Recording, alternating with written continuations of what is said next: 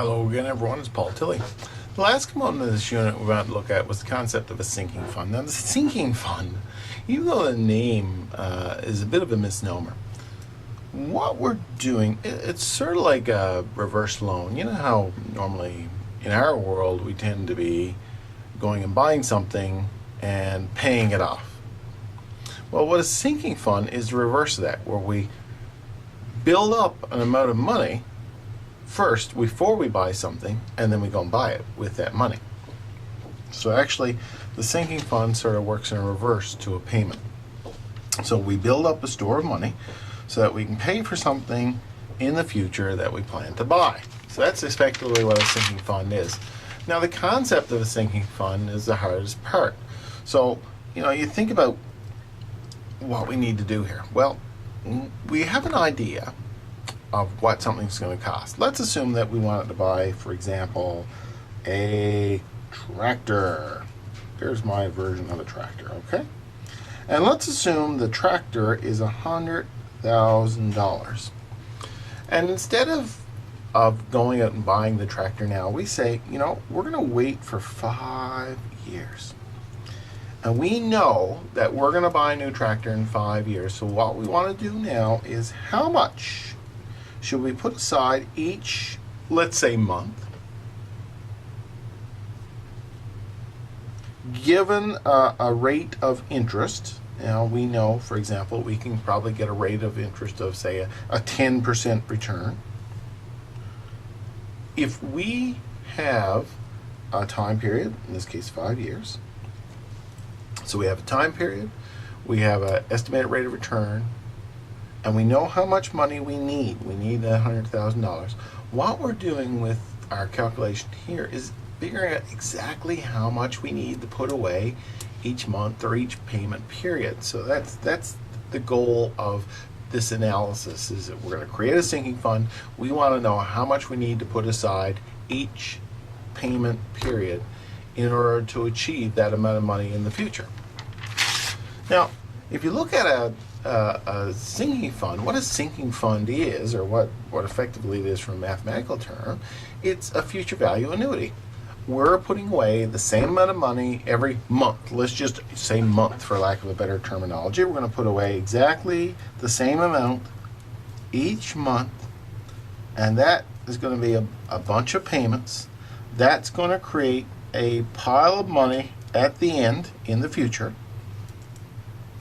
that will come up to the amount we need. Let's say, for example, that tractor, $100,000. So we got to be able to make these little payments as we go along in order to achieve the $100,000 that we need in a few years' time.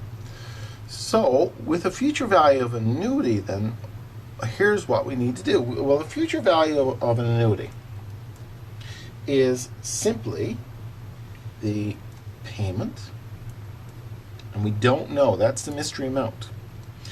And 1 plus I to the n minus 1 over I.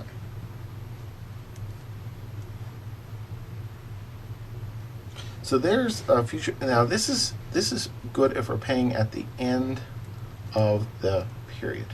Okay, we could do the future value of an annuity due, which is a very similar formula to this, if it's a payment made at the beginning of the period. But realistically, the concept is the important thing to get here, because we've done these examples before where we say, okay, in this particular instance, what we're looking for is payment. So we know, for example, the future value, in this case $100,000. We will know the interest rate we can achieve. We'll know how many periods of which these little bubbles, how many payments we want to make. And we'll be able to calculate the PMT based on all of those things. So let's just look at a simple example here. There's an example in your text, and it talks about how the future value of the 6 sinking fund payments invested at 7% compounded annually must be $450,000. Okay, so we want to accumulate a pool of $450,000. So that's the future value. We know that it is the interest is 7%. We also know that it's 6 years, and that's an annual interest rate, and it's an annual payment. Okay, so everything is annual here, so we can keep it very simple. So essentially, what we need to be able to do is take a look at the future value equals the payment 1 plus I to the n minus 1 over I. Okay, and so here this is an annuity, so we're making payments at the end of the period. Let's assume that we do it once a year. So in this particular n is 6 because 6 years, one payment a year. The interest rate is 7%, 0.07. And the future value is 450,000. So let's just plug these numbers in. 450,000 equals PMT, which is what we're looking for. 1 plus 0.07 to the 6 minus 1 over 0.07. Okay? So that's 450,000 equals payment.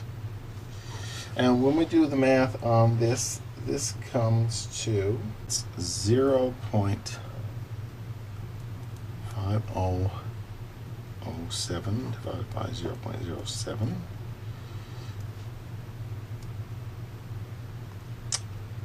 So this is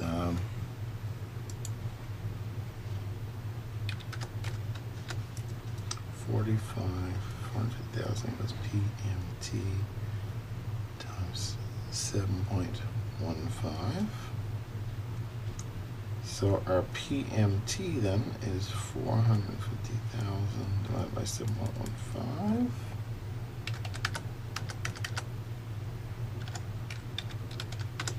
So that means we have to have the payment of $62,937.06. Every year we have to put aside $62,000 in order to be able to really gather up the amount of money we need in order to be able to accumulate $450,000.